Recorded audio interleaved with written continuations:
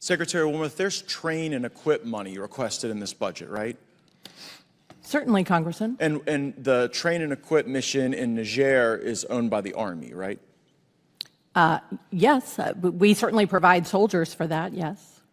General, do you know what is going on in Niger right now?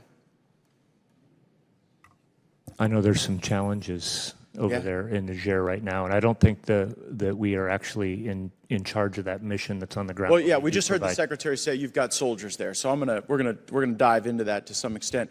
Do you know what the status is of diplomatic overflights to our installations in Niger? Yeah, I'm vaguely tracking that that's a challenge over there. Well, yeah, I mean, it's not a challenge, it's binary. Are we allowed right now to do diplomatic overflights in Niger? Yes or no? I don't know exactly. I'm not tracking it that close. Do you know if we're allowed to do those diplomatic overflights? I don't, but I'm sure the AFRICOM commander does. Yeah, but you guys just said it's in the budget you're asking for to do these train and equip missions. One of them is in Niger.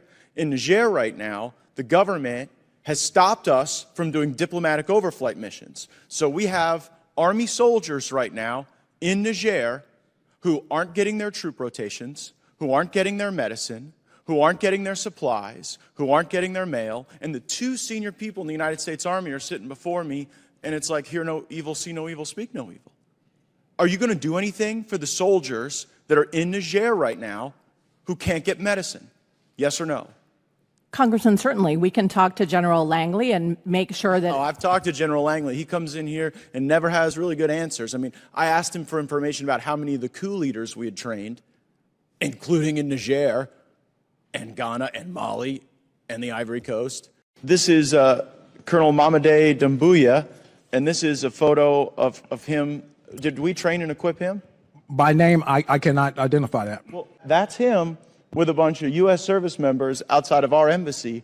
And just months after this photo was taken, in 2021, he led a coup in Guinea and threw out the leader.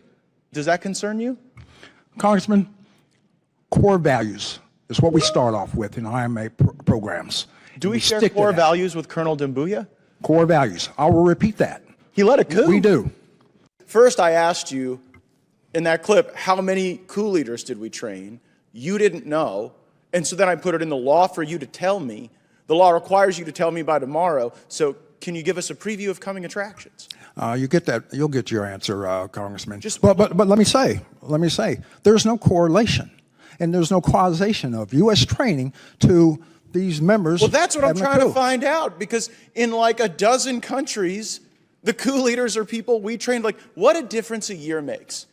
March 16th, 2023, Secretary Blinken calls Niger, quote, a model of resilience, a model of democracy, a model of cooperation. 1 year and 1 day later, Dr. Wallander, the spokesperson of the Nigerian military, Colonel Amadou Amabrame, says, quote, the American presence in the territory of the Republic of Niger is illegal. A year and a day after our government said they were the model of resilience and democracy, they are throwing us out by the scruffs of our neck. And he didn't even produce his report on time. So pardon me for a lack of confidence in General Langley. What I'm telling the two of you is that you have a responsibility for these soldiers in Niger. And General, you would agree with me with the premise that we should never sacrifice the well-being of our service members to avoid political embarrassment, right? Congressman, I will tell you, I'm not tracking that somebody in Niger is not getting their medicine or their mail, but I will follow up. You don't even know the status after of this. Diplomatic overflights. How about the great power competition? You would agree on train and equip missions. We would never want Russian soldiers at the U.S. installation where we're doing train and equip, right? That's not even a tough question. You would agree?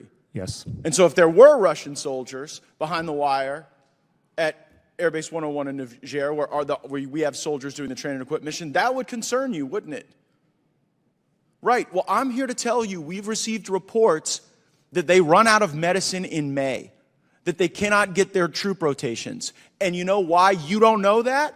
because it's a cover-up, because the U.S. Embassy in Niger is covering it up because of Secretary Blinken's embarrassment. Because Blinken went there in March of 2023 and said this was the centerpiece of our Africa strategy. This was the model of resilience. And then, lo and behold, the very coup leader we trained takes over the country. And then we struggle with whether or not to call it a coup. We've now called it a coup. Since we've called it a coup, now they won't let us get folks in and out. And so I'm looking at what could erupt as another Benghazi, where there is no mission to do. There is no train and equip right now with the coup leaders. So we got a bunch of people sitting around without their supplies, without their medicine, and the whole reason intelligence isn't getting to us is because the embassy is blocking it because Blinken is humiliated that this failed.